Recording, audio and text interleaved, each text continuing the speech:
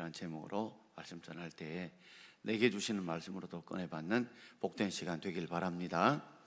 어느 고을에 아주 소문난 효자가 있었습니다. 원님들이 부임할 때마다 너무 소문난 이 효자다 보니까 늘 불러서 맛있는 음식도 풍성하게 대접하고 또 상도 주고 선물도 주고 그렇게 한대해 주었습니다. 그런데 새롭게 부임한 한 원님이 계셨는데, 원님이 이 마을에 늘 소문난 효자가 있다는 이야기를 듣고 그 효자를 만나야 되겠다 싶어서 만나게 되었습니다. 그리고 원님이 이렇게 물었어요. 자네가 이 고을에 아주 소문난 효자라고 내가 들었는데 그런가?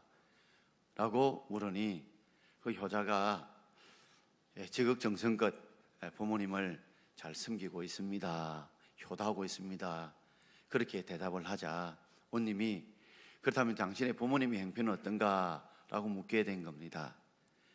그래서 소문난 효자가 말하는 말이, 저희 어머님은 15년 전에 돌아가시고 아버지가 홀로 사시는데 제가 아버님 외로워하지 않도록 지극 봉사 봉양하며 아버지의 마음을 편안하게 불편하지 않도록 그렇게 효성을 다해서 섬기려고 하고 있습니다 라고 대답을 하자, 칭찬 들을 줄 알았던 효자에게 갑자기 원님이 고함을 휙 지르면서, 아니 너는 마누라와 함께 15년 이상을 살면서 어떻게 홀로 되신 아버지가 15년 동안 혼자 사는데 장가 보낼 생각을 안 했느냐? 그게 무슨 효자냐? 그리고 종도를 불러서 그 소문난 효자의 엉덩이를 세차게 몇 대를 때렸습니다. 실컷 맞고 돌아오니까 짜증도 나고 불평도 나고 내가 뭐 잘못한 게 있다고, 내가 여태껏 아버님 15년 동안 정말 지극 봉사하며 그렇게 여성을 다해 생겼는데 내가 뭐 잘못한 거 있다고 하면서 입이 이만큼 튀어나서 울그락 불그락 하면서 다리를 쩔뚝쩔뚝거리며 왔습니다. 아버지가 보니까 골로님이 불러서 갔는데 이번에도 뭐 상을 받고 또 환대하고 오는가 싶었더니 아들이 엉덩이에 얼마나 세게 맞았더니 다리를 쩔뚝거리면서 얼굴에 벌겋게 해가지고 짜증 섞인 그런 모습으로 돌아오는 겁니다. 그래서 아버지가 걱정스러워 물었어요. 아니 무슨 일이 있었는데? 무슨 일이 있었는데? 그래서 아들이 자초지종을 말합니다. 그러자 아버지가 갑자기 싱긋 웃으면서 진짜 원님다운 원님이 오셨네, 진짜 원님다운 원님이 오셨네, 원님이 똑바른 소리 제대로 했구만. 아들이 아버지에게 효도를 다했지만 자기가 원하는 효도를 한 것이지 아버지가 뭘 원하는지, 아버지가 뭘 기뻐하는지를 제대로 헤아리지 못하고 내가 원하는 효도를 했다고 해서 당연히 부모님께 효도했다고 하는, 어쩌면 우리는 효도를 했다고 했지만 아버지는 그것보다 더 원하는 것들이 있었다는 말이죠. 제가 왜 서두의 말씀을 꺼낼까요? 우리가 하나님께 영광을 돌리며 살겠다고 다 결심하고 다짐하고 열심히 하나님 앞에 땀 돌리고 눈물도 흘리고 헌금도 하며 수고하고 계셔서 당연히 하나님이 영광을 받으시는 삶을 살 기라고 생각하지만 그게 정말 하나님이 원하시고 기뻐하는 그런 영광을 위한 삶인지, 아니면 내가 그렇게 해놓고 당연히 하나님께서 영광을 받으시는 삶이라고 내가 착각하며 살고 있지는 않는지요. 오늘 그런 면에서 오늘 짧은 이 두 절을 가지고 하나님께 영광을 돌리는 삶에 대해서 세 가지로 말씀을 드리고자 합니다. 자, 첫 번째 제목을 같이 읽어보겠습니다. 우리의 신분이 나그네 행인임을 알아야 하나님의 영광을 위해서 살 수 있습니다. 11절 우리 전반절을 함께 읽어보겠습니다. 사랑하는 자들아 거류민과 나그네 같은 너희를 권하노니, 바울은 성도를 향해서 사랑한다고 이야기하면서 정말 그들을 사랑한다고 이야기하면서 그들을 향해서 그들의 호칭할 때 부를 때 너희는 거류민과 나그네와 같다고 말합니다. 거류민과 나그네와 같다. 거류민이라는 말은 살 거자에다가 머물 유자 백성민자입니다. 백성이 잠시 머무러 사는 그 백성을 거름이라는데 쉬운 말로 여행객이라는 말입니다. 마치 우리는 마치 여행객, 거름인 것 같다는 거죠. 제가 만약에 지금 강원도를 3박 4일로 여행을 갔다고 생각해 보십시다. 하면 저는 거름인입니다. 잠시 강원도에 잠시 머물다가 잠시 여행하고자 한 것이지 결국에는 대구로 돌아온다는 말이에요. 이게 바로 우리의 신분입니다. 나그네라는 말은 잠시 그곳을 밟고 지나간다는 의미입니다. 제가 지금 서울로 간다고 생각해 보십시오. 버스를 타고 서울 가려면 반드시 대전을 거쳐서 갈 겁니다. 대전은 잠시 제가 서울을 가기 위해서 밟고 지나가는 곳입니다. 바로 그런 자를 일컬은 나그네라고 부릅니다. 목적을 향해서 잠시 스쳐 지나가는 그곳을 밟는 사람을 나그네라고 부르죠. 이 말은 우리에게 무엇을 던져주고 있습니까?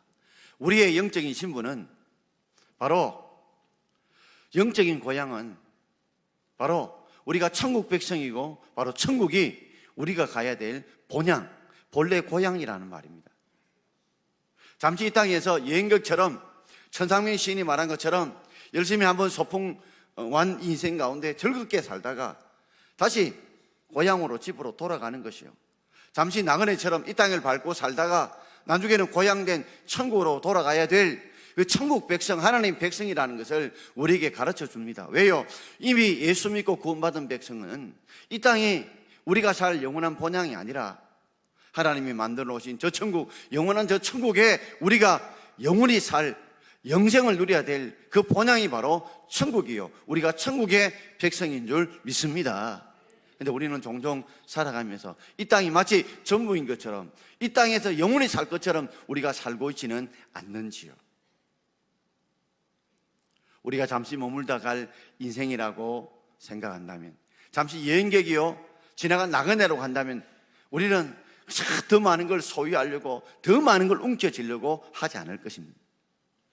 그런데 마치 이 땅이 전부인 것처럼, 영원히 살 것처럼 해서 더 많은 걸 소유하고 더 많은 걸 움켜쥐고 더 많은 것을 우리가 붙잡으려고 하고 있지는 않는지요.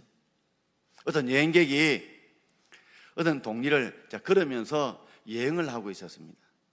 그런데 마침 거기에서 어떤 소문을 듣게 됐습니다. 이 동네에 아주 현명한 사람, 이 지혜로운 현자가 있다라는 소식을 듣고 내가 언제 다시 이 마을을 지나겠느냐 싶어서 그 현명한 현자를 한번 꼭 만나뵙고 싶다고 부탁을 해서 사람의 소개로 그 사람을 만나러 갔습니다. 가보니까 자신의 기대와는 달리 집도 허름하고 집안에 들어가 보니까 너무 설렁한 거예요. 탁자에다가 의자에다가 책 몇 권 정도만, 그런 몇 개만 있는 정도입니다. 그래서 나그네가 물었습니다. 아니 왜 이렇게 설렁하게 이렇게 사시느냐고 물으니까 그 말이, 현자가 하는 말이, 당신은 왜 이 배낭을 이렇게 가볍게 짊어지고 그렇게 다니냐고. 아이고 저야 도보로 이렇게 먼 곳을 여행을 하다 보니까 배낭이 무거우면 안 되고 짐이 많으면 안 되니까 최소한 가장 필요한 그런 물건들과 옷들만 배낭에 넣고 다니기 때문에 그렇죠. 나도 마찬가지네. 나도 이 땅은 내가 영원히 머물 것이 아니라 잠시 스쳐 지나갈 그런 여행이요 나그네이기 때문에 내 인생의 삶의 보침을 크게 키우지 않는 것이라네. 여러분, 우리 하나님의 영광을 위해 살려고 하면 우리 욕심을 내려놓아야 될 줄 믿습니다. 왜 우리가 하나님 영광 위에 살지 못할까요? 우리가 더 많은 것을 소유하고 더 많은 것을 누리려고 하다 보니 우리 마음이 비워지지 않고, 우리 마음이 비워지지 않다 보니까, 내려놓지 않다 보니까, 더 많은 욕심 때문에 우리가 하나님의 영광 위에 살지 못하는 것은 아닌지요. 마치 우리의 영적인 신분이 거류민과 나그네인 줄 알고, 사람이 죽게 되면요, 사람이 죽을 때 입는 삼배옷을 가만히 보십시오. 주머니가 없잖아요. 호주머니가 없잖아요. 왜요? 아무것도 가지고 가지 못한다는 것이기 때문에 그렇습니다. 결국 빈손으로 왔다가 빈손으로 돌아갈 우리 인생, 우리 거류민이요, 여행객이요, 나그네라고 한다면 우리가 좀 더 움켜쥐고 더 가지려는 것을 내려놓고 또 내게 좀 더 많이 베풀고 나누어짐으로 말미암아 우리가 더 하나님의 영광 위에 살아가는 저와 여러분 되기를 주의 이름으로 축원합니다. 자, 두 번째 제목을 우리 함께 읽어보겠습니다. 육체의 정욕을 제해야 하나님의 영광을 위해 살 수 있습니다. 우리 11절 전체절 함께 읽어보겠습니다. 사랑하는 자들아, 거루민과 나그네 같은 너희를 권하노니 영혼을 거스려 싸우는 육체의 정욕을 제어하라. 영혼을 거스려 싸우는 육체의 정욕을 제어하라. 여러분, 이게 예수를 구주로 믿은 모든 백성이라고 한다면, 성도라고 한다면 다 하나님의 영광을 위해 살고자 하는 마음이 다 있습니다. 저는 100% 있다고 봐요. 우리의 영혼은 정말 우리가 잘나고 우리가 똑똑해서 우리의 선행을 통해 구원받은 것이 아니라 하나님이 우리를 너무 사랑하셔서 하나밖에 없는 독생자를 이 땅에 인간의 몸을 입으시고 우리의 죄값인 죄의 삭선 사망의 대가를 십자가에 대신 죽게 하심으로, 대신 치르게 하심으로 값없이 우리가 의롭다함을 받았고 값없이 하나님의 백성이 되었다는 이 사랑을 우리가 알고 있습니다. 우리가 늘 하나님 앞에 배신하고 바로 살지 못해도 예수님을 기도할 때 우리 주님 우리를 떠나고 버리지 않으시고 우리 죄를 용서하시고 우리를 품으시고 합력의 설을 이루시는 그 좋으신 하나님, 그 크신 하나님의 사랑을 우리가 알고 있습니다. 그래서 하나님 영광에 살고 싶어 합니다. 뭐가요? 우리 영혼이, 우리 마음이요. 그런데 또 한편 우리에게는 영혼을 거스려 싸우는 이 육체가 있습니다.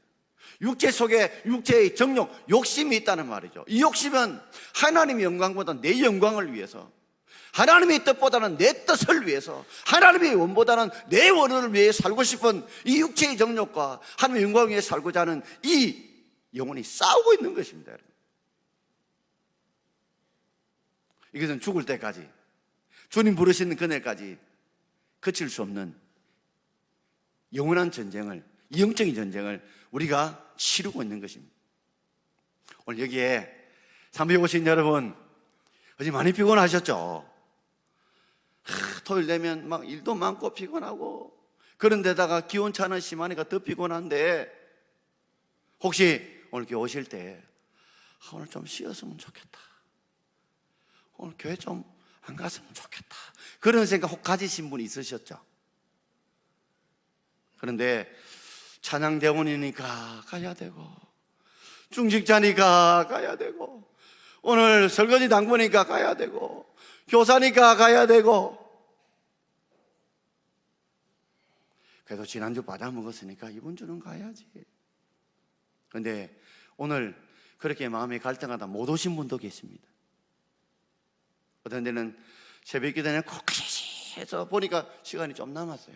5분만 좀 더 자려고 가야지 하다가 푹 자고, 내가 금요일 때는 꼭 가야지 생각했는데 밥을 먹으니까 배가 불러요. 재밌는 프로가 요 프로만 딱 보고 가야 다 졸다가 못 나오신 분도 있으시죠? 왜 그럴까요? 육체를, 영혼을 거스려 싸우는 육체의 정욕에 우리가 제어되었기 때문에 그렇습니다. 제어한다는 말은 제압해야 되는 것이죠. 자, 권투 시합을 합니다. 하면 반드시 승리하기 위해 상대를 제압해야 돼요. 그래야 승리할 수 있습니다. 우리가 전에는 고속도로에 차를 몰다가 많은 사람이 사고를 날 때가 있습니다. 왜냐하면 직선으로 쭉 달릴 때는, 차가 없을 때는 속력을 계속 내는데 그 커브길이 생겼습니다. 그러면 속도를 제어하지 않으면 어떻게 돼요? 나중에는 이 커브 속에서 뒤집어져 차가 낭떠러지 떨어지거나 논밭에 떨어짐으로 많은 사람들이 죽게 되거나 크게 다치게 되거든요. 그때는 브레이크를 쫙 밟아줘서 속도를 제어해줘야 안전하게, 그죠? 무사하게 커브를 돌 수 있지 않습니까? 비탈길을 내려옵니다. 내려오는데 제 앞에 사람이 있어요. 커브를, 브레이크를 밟아서 멈췄는데 멈춰지지 않습니다. 그러면 어째 사고 나요. 그때는 제어를 해야 되거든요.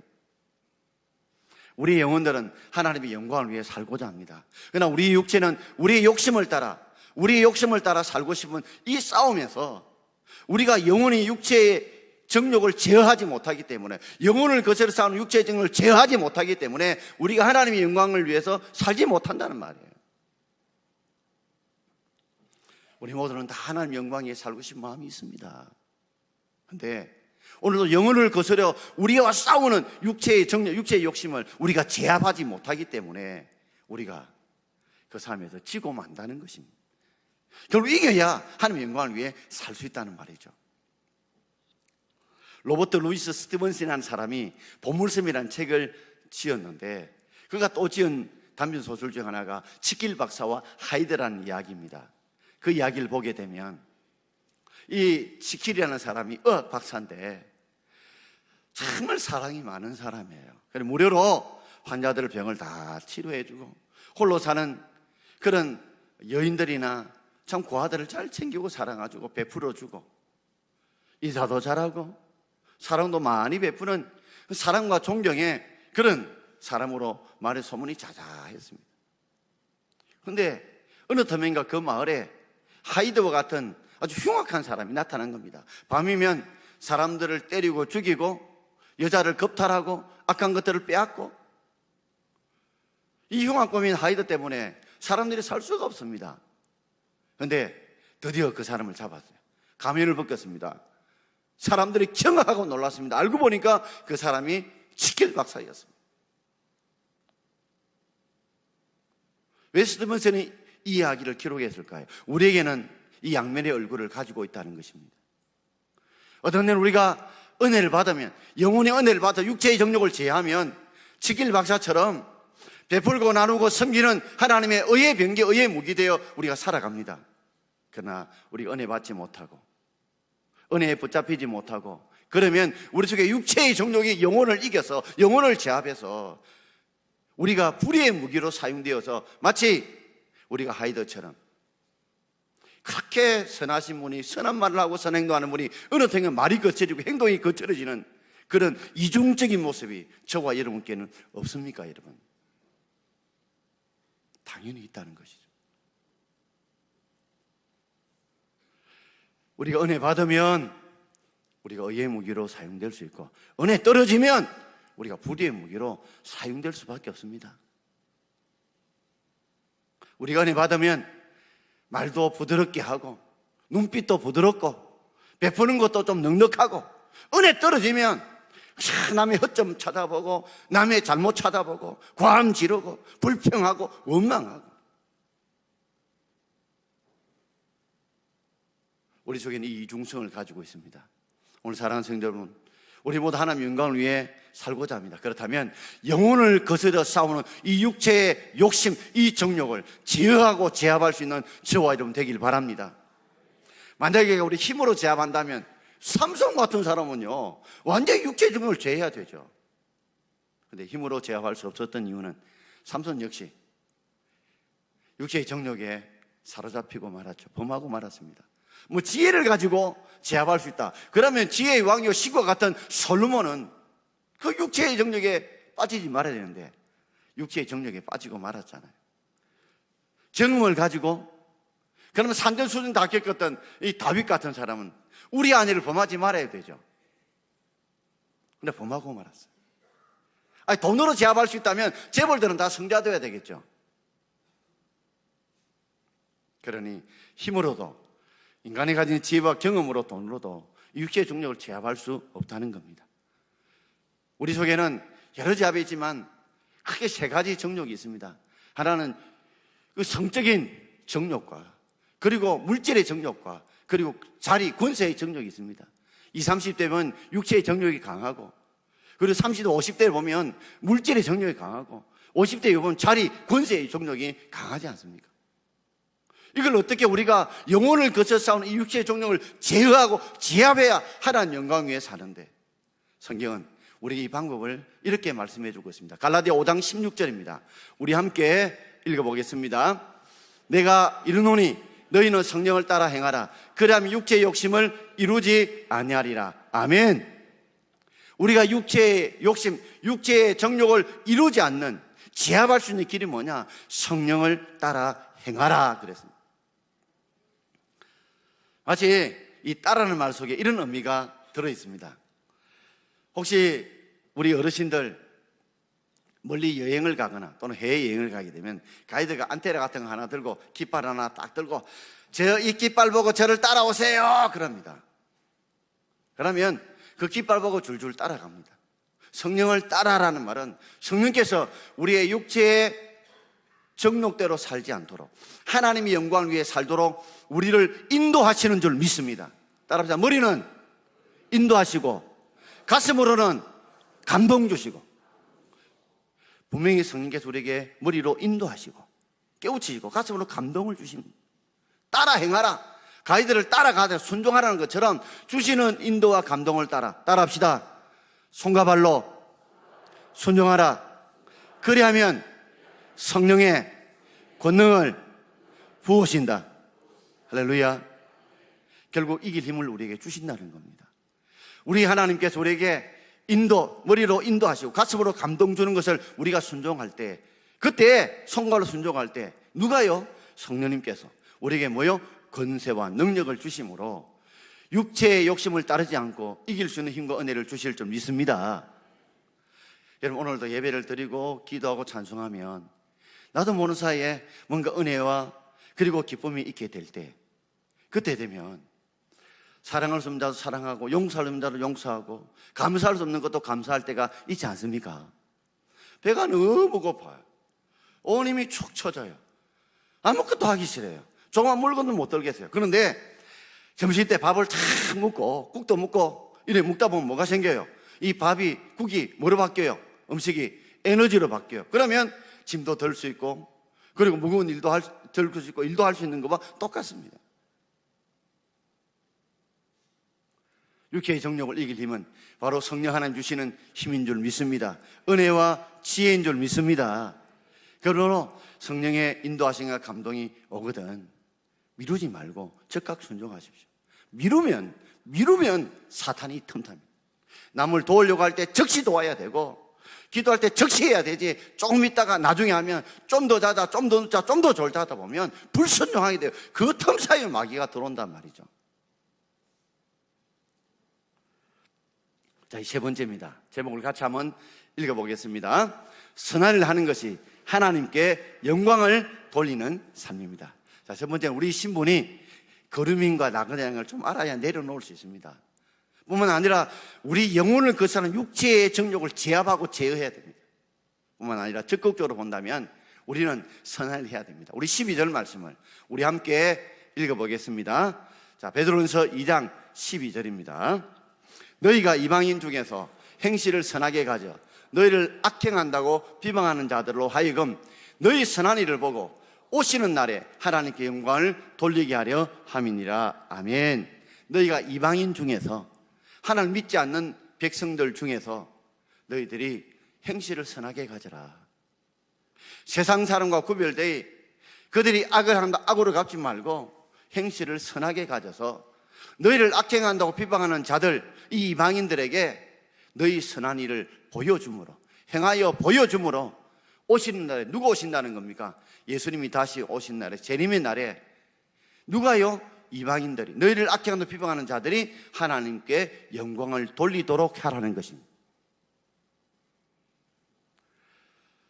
어떤 때는 이방인들, 세상에 악행하는 자들, 비방하는 자들이 우리를 악행하고 비방할 때가 있습니다. 그럼에도 불구하고 악을 악으로 갚지 말라는 거죠. 오히려 악을 선으로 갚아서, 그럴수록 더 선한 일을 해서 선한 일을 보여줘서 그 이방인들이, 그들이 하나님께 영광을 돌리도록, 예수 믿는 사람이 다르네, 예수 믿는 사람이 다르네, 이걸 보여줌으로 그들이 하나님께 영광을 돌리라는 것입니다. 여러분, 어릴 때 이런 말씀 많이 들었죠. 자녀들이 좀 예의 바르게 인사 잘하고 착한 일을 행동하면 뭐라고 이야기합니까?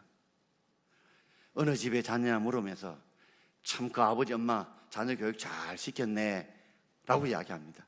그런데 좀 예의 없이 말하고 행동하게 되면 누구 집 자식이야 저가? 라고 하면서 아버지 엄마가 욕 듣는 것과 똑같습니다. 하나님의 자녀, 우리가 어떤 이방인들 가운데 악행과 비방을 하는 가운데서라도 선한 행실을 하고 선한 행위를 보여줄 때 참 하나님 아버지께서 우리를 통해서 영광을 받으실 줄 믿습니다. 마태복음 5장 16절에 이렇게 말씀하고 있어요.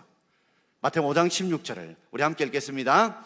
이같이 너희 빛이 사람 앞에서 비치게 하여 그들로 너희 착한 행실을 보고 하늘에 계신 너희 아버지께 영광을 돌리게 하라. 아멘.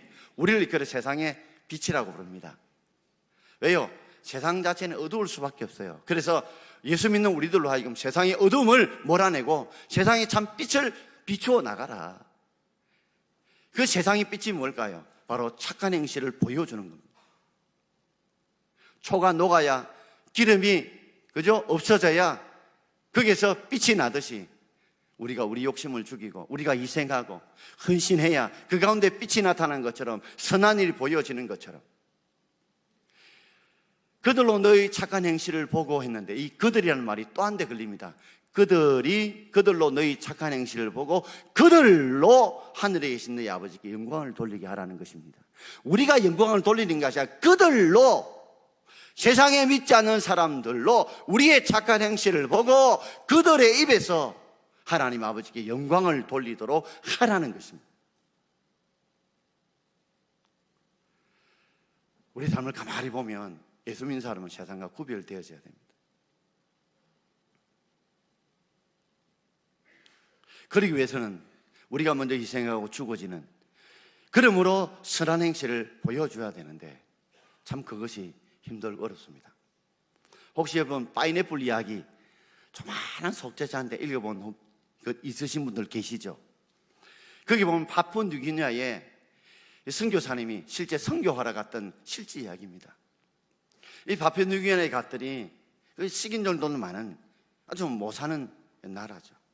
예수복음 전하러 갔습니다. 근데 이 선교사님이 파인애플을 너무 좋아했어요. 얼마나 답니까? 얼마나 맛있습니까? 그래서 자기 나라에서 파인애플을 가져와서 그 선교사관 앞에다가 파인애플을 많이 심었습니다. 이제 3년이 되어서요. 이제 파인애플이 열매가 맺기 시작합니다. 그래서 이제 파인애플을 먹을 이 기쁨, 이 즐거움에 다 마음에 기대하고 있었는데 어느 날 가보니까 파인애플 누가 다 따보니 없는 것입니다. 아니 누가 내 파인애플을 이렇게 훔쳐 따먹었느냐 조사를 해봤더니 그 파인애플을 심었던 사람이 이 파인애플을 다 따먹은 겁니다. 그 원주민들의 이 정거래 법칙에는 심은 자가 자기 것이라는 겁니다. 선교사는 돈 주고 심었지만 일단 심은 게 내가 심었으니까 내 거다 생각하고 이 사람들이 파인애플을 다 따먹은 겁니다. 선교사가 약이 엄청 달았어요. 불러놓고 교육을 시킨 겁니다. 이건 내 거고 내가 돈을 주고 내가 심은 것이 내 것이기 때문에 따먹으면 안 된다. 따먹으면 안 된다 하고 여러 교육을 시켰어요. 그리고 이왕 이 파인애플은 안 되고 다른 곳에 파인애플을 또 심었습니다. 심어서 이제 파인애플을 또 먹으려고 기다리는데 이 파인애플도 또 도둑놈 같은 놈들이 다 따먹어버리고 만 것입니다. 얼마나 화가 나는지 뭐 성교가 뭐가 없다 마. 그래서 병원문도 닫아보고 그게 필요한 좀 소금도 팔고 다니는데 그것도 문 닫아버렸어요. 그리고는 나가보라. 그러니까 사람들이 자기 고향으로 다 돌아가 버리고 말았습니다. 선교사가 곰곰이 생각해 본 거예요. 내가 파인애플 먹으려고 선교하러 왔나? 내가 뭐 하려고 선교하러 왔나? 제정신이 드는 거예요. 그리고는 하나님 앞에 기도하면서 하나님 내가 뭘 잘못했습니까? 기도하는 중에 이 모든 게 다 내 거가 하나님의 것이지. 그리고 이 모든 권리를 내려놓으라고. 이 모든 것을 내려놓으라고.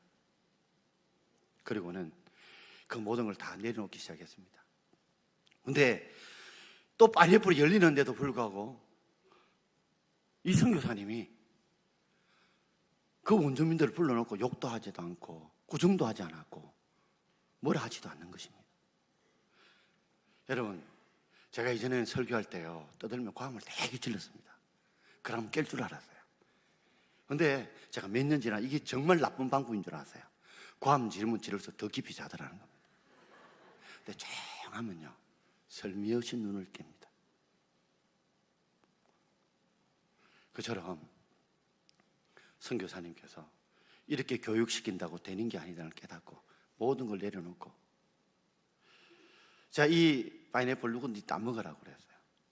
그러면서 이 파인애플을 내가 팔았다고. 원주민들이 물었어요. 누구한테 팔았냐고. 하나님께 팔았다고. 하나님께 드렸다고. 그런데 이 원주민들이 그동안 들었던 말씀이 있으니까 하나님께 도둑질하면 크게 징벌을 받는다 겁이 나가지고 손을 안 대는 거예요. 파인애플이 썩어 떨어지는 데서 손을 안 대는 겁니다. 그러자 선교사님이 다 따가지고 하나씩 둘씩 나눠주기 시작했어요. 그때 원주민들이 선교사님 우리를 사랑한다는 거, 저것이 하나님의 사랑이라는 걸 깨닫게 되어졌습니다. 하루는 선교사님 의자를 고치는데 마침 지나가는 원주민이 있어서 도와달라고 그랬어요. 도와주었습니다. 자기가 사례로 돈을 주니까 받지 않는다는 거예요. 왜요? 내가 이미 당신의 사랑을 받았다. 나도 이렇게 그냥 해드린다. 그래서 그 마을이 복음화 되었다는 실제 이야기입니다. 여러분, 우리가 선한 일이 뭘까요? 자기의 뜻이지만 자기의 권리를 내려놓고 자기의 욕심을 내려놓고 나의 나됨이 하나님의 은혜를 깨닫고 우리가 베풀고 나눌 때 그때 악하고 비방하는 자들이 오히려 우리의 선한 모습을 보고 하나님의 아버지께 영광을 돌리고 주님 품으로 돌아오게 될 줄 믿습니다. 다시 한번 더 우리 하나님 영광을 돌리는 삶을 깊이 돌아보면서 우리가 잠시 이 땅에 많은 거름인 여행객이요 나그네라는 걸 잊지 마시고 더 많이 주려고 하지 마시고 피우려고 하시고 또한 우리가 그렇게 살고 싶지만 영혼을 거쳐서 싸우는 이 육체의 정욕이 우리에게 있다는 줄 알고 이 영혼의 힘을 통해서 육체의 정욕을 제어하고 지압할 수 있기를 바랍니다. 그래서 날마다 은혜를 받아서 말씀 읽고 기도하여서 그 은혜의 힘을 가지고 성령을 따라 우리가 행함으로 육체의 욕심을 이루지 않는 여러분 되기를 바랍니다.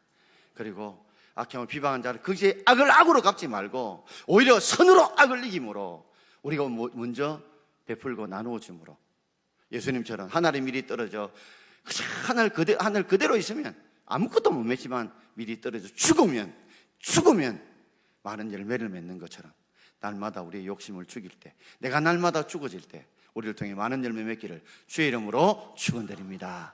기도하겠습니다. 오늘 주신 말씀 기억하면서 합심 통